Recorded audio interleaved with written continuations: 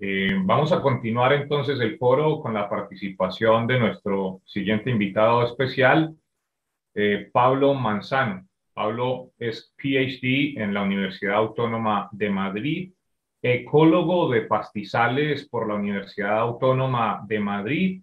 Pablo tiene 20 años de experiencia en investigación multidisciplinar y cooperación al desarrollo. Ha coordinado 2 programas globales de pastoreo en la Unión Internacional para la Conservación de la Naturaleza y en la Organización para la Agricultura y la Alimentación de las Naciones Unidas. Ahora es investigador científico en la Universidad de Helsinki, en Finlandia, y en el Basque Center for Climate Change de España, examinando las condiciones y los servicios provistos en los sistemas ganaderos sostenibles. Su investigación hace particular hincapié en las emisiones de herbívoros no antropogénicas y en las transiciones de sociedades pastoriles y lecciones de resiliencia asociada. Quedamos entonces en compañía de Pablo. Adelante. Gracias, Michael. Bueno, pues me habéis encargado a hablar de ganadería y biodiversidad, que es un tema que traté tanto en la elaboración de mi tesis doctoral como en el trabajo que desarrollé para la Unión Internacional para la Conservación de la Naturaleza, donde estuve trabajando 4 años. Y creo que es un tema interesante porque si bien hablamos mucho de emisiones de efecto invernadero y de degradación del suelo en agricultura regenerativa, este es un tema que se toca poco. A ver, un momento, que no sé. Ahora. Bueno, este diagrama que he puesto aquí pertenece a una publicación que hicimos con FAO hace algún tiempo, donde examinamos, bueno, fue asociado precisamente a una de las iniciativas de las que ha hablado Eduardo, que evaluábamos digamos que analizábamos la forma de evaluar los impactos ambientales que tiene el ganado en la biodiversidad.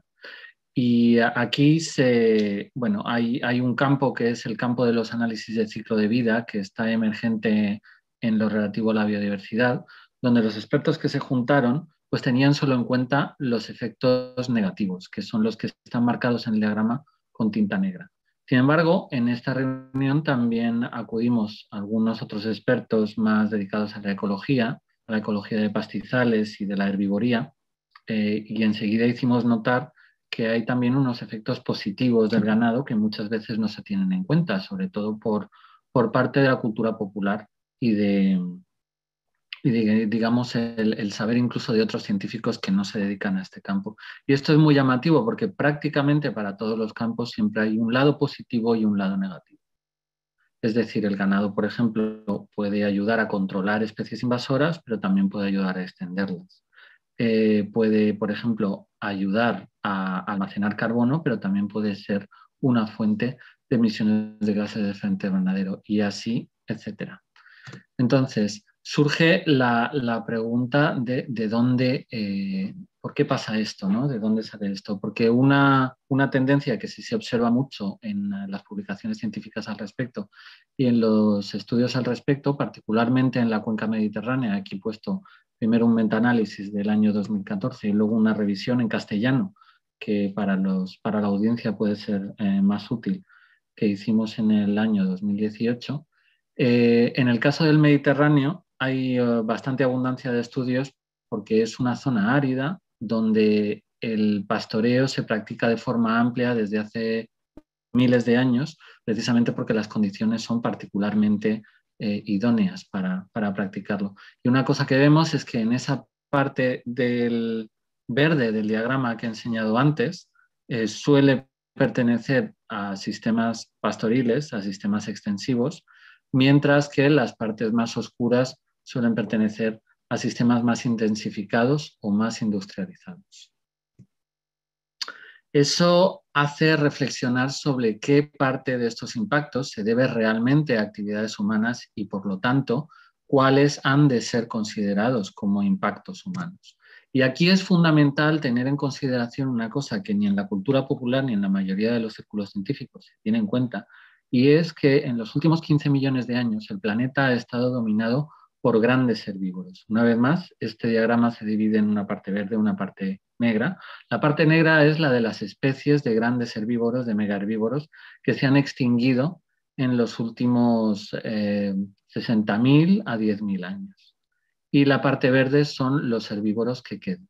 Entonces, como vemos, solo en África se ha conservado una parte significativa de los herbívoros silvestres, mientras que en otras zonas, particularmente en el continente americano, en el hemisferio occidental, hemos tenido unas extinciones masivas que condicionan mucho lo que ha pasado con los ecosistemas en estos lugares.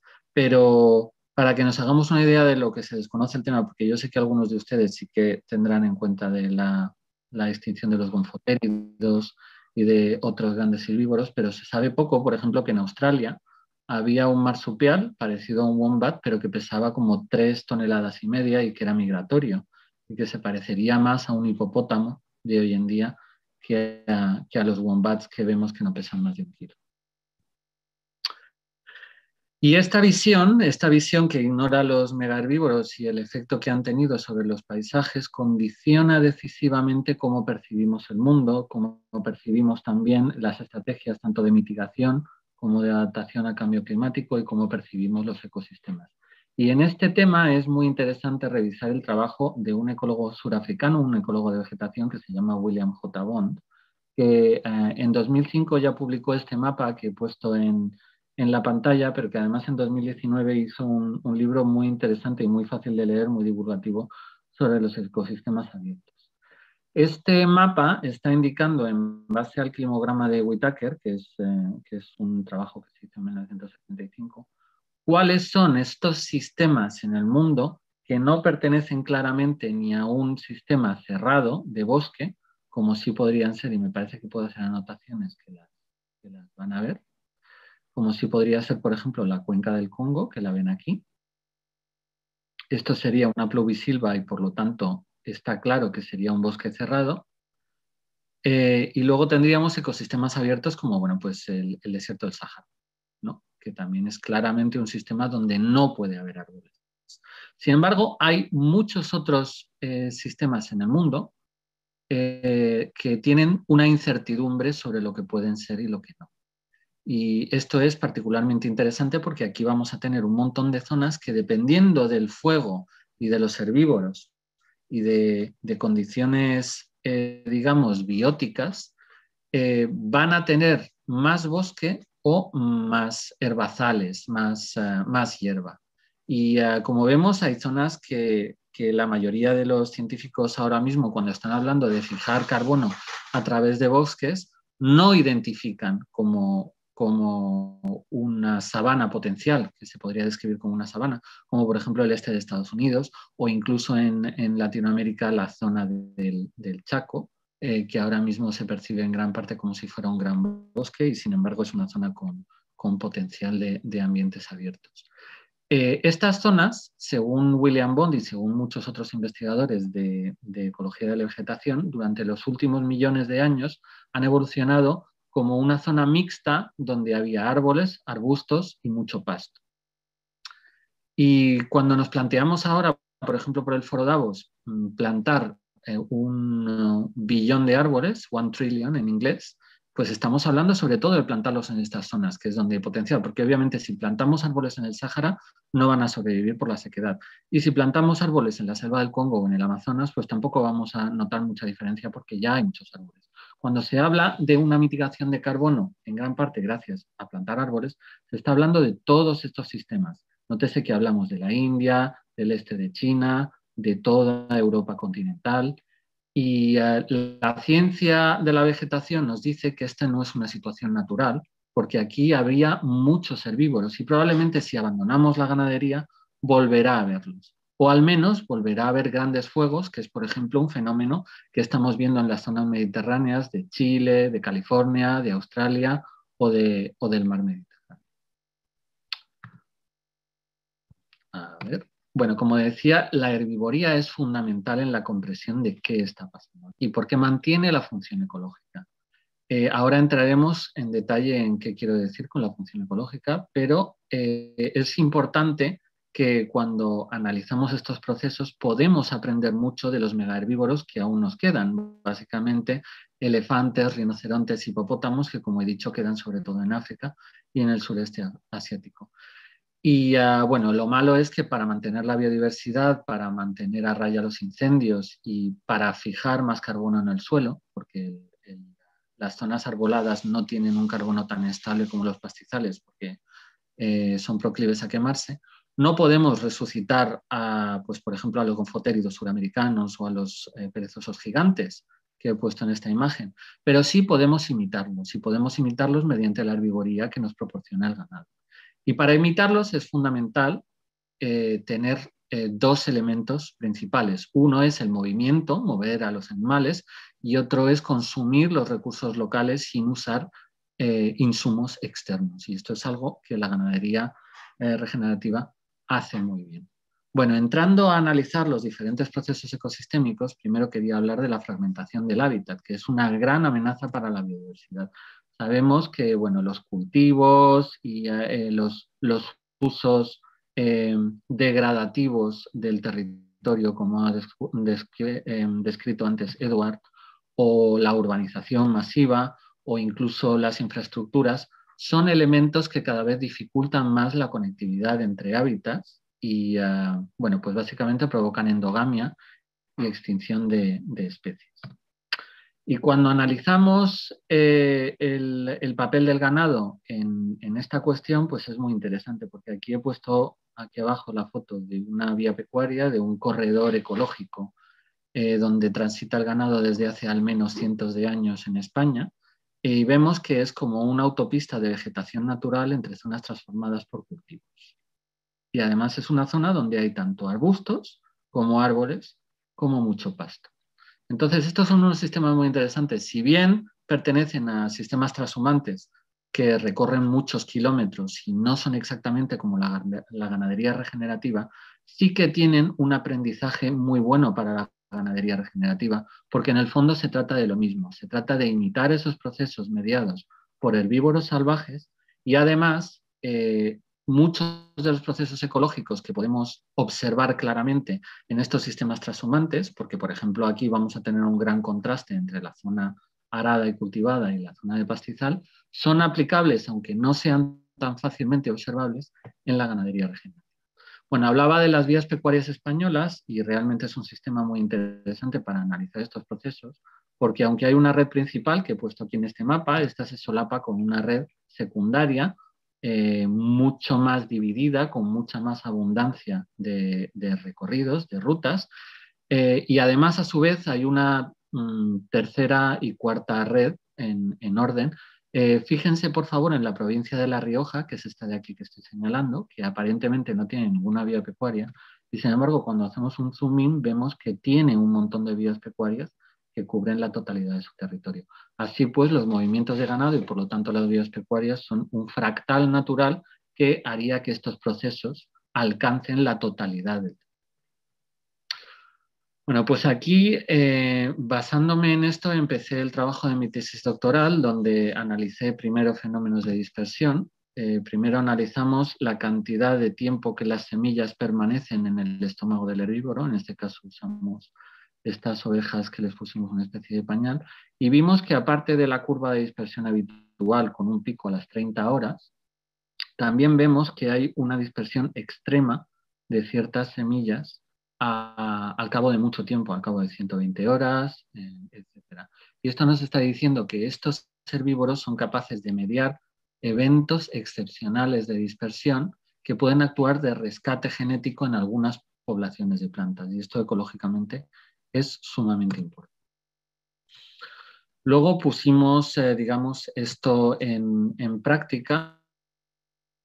También analizamos cómo es la sombra de dispersión a lo largo de las diferentes estaciones, la sombra de dispersión de semillas. Vimos este pico que hay al final de la primavera y durante todo el verano hay una dispersión intensa durante todo el verano en un clima semiárido como es el del centro de la península ibérica. Pero que esto tiene lecciones también pues, con sistemas semiáridos, por ejemplo, de la costa pacífica de Centroamérica o muchos otros en América Latina, donde vamos a ver estos picos de dispersión de semillas al final de la estación productiva. Luego, lo que decía, pusimos en práctica hasta qué punto esta endozocoria es efectiva en el campo y seguimos a un rebaño trashumante en la ruta que hacían por una de las vías pecuarias atravesando diferentes cadenas montañosas, y que lo que pudimos comprobar es que esa dispersión máxima que observábamos al final de la primavera en condiciones locales se mantenía durante todo el recorrido trashumante, provocando una dispersión masiva de semillas a larga distancia. Es decir, de 1.000 a 5.000 semillas por oveja dispersadas con una distancia de dispersión media de 30 km por hora. Para que se hagan una idea, otras distancias de dispersión medidas, por ejemplo, con pájaros, no van más allá de los 4 kilómetros. Y ya donde encontramos unas distancias de dispersión tremendamente grandes fueron con la epizocoria, es decir, midiendo cómo las semillas se fijan a la superficie de la oveja y se van desprendiendo. Que para esto coloreamos semillas y otra vez en una vía pecuaria vimos observando cómo permanecían en el vellón de la oveja y fuimos contando cómo se desprendían. Y los resultados que obtuvimos fue, bueno, esto es a escala logarítmica, pero básicamente observamos que muchísimas semillas permanecen al final del recorrido tras 400 kilómetros. 3% en el caso de esta planta Golagopus, que es una semilla sin adaptaciones, y luego con semillas con adaptaciones a la epizocoria que se agarran al pelo de los animales, pues mucho más.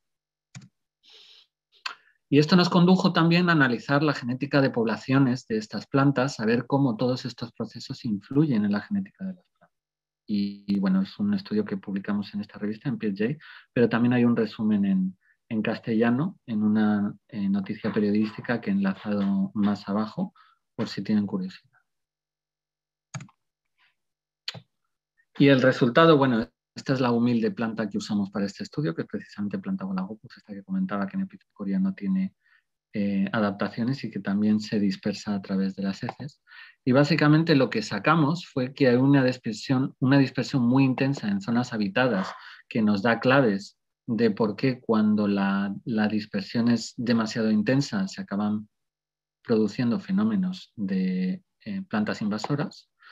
Pero también vimos que el uso tangencial de los pastizales alrededor de la cañada por rebaños residentes, es decir, que no rotaban, que pastaban de forma continua, provocaba una depresión endogámica en las plantas, que era rescatada por el ganado móvil, que movía una gran cantidad de semillas. Pero tal vez el resultado más interesante de este estudio fue las conclusiones que sacamos en cuanto a polinizadores. Y esto tiene que ver con otro estudio hecho dentro del grupo de investigación de la Autónoma, donde se observaba que cuanto más cerca se estaba de esta vía pecuaria, de esta cañada real, mejor se polinizaban estos campos de girasoles. ¿Qué pasa? Que la cañada, al pastarse solo cuando la hierba está granada, cuando la hierba está con semillas y no cuando tiene flores, mantiene unas poblaciones de polinizadores muy superiores a los campos que hay alrededor. Entonces, la cañada es un reservorio extraordinario de polinizadores. En Europa ahora mismo la ausencia de polinizadores está provocando una crisis ambiental bastante preocupante. Entonces, esto es un dato muy relevante. Y además para la resiliencia de las plantas confrontadas al cambio climático, etc. Y lo más interesante de todo es que en la literatura que revisamos en este artículo de PeerJ, también vimos que los manejos rotacionales tienen un efecto similar en las poblaciones de polinizadores. Lo que observamos lo explica. La clave está en dejar flores, en dejar zonas descansando sin pastar para que mantengan esas poblaciones de polinizadores.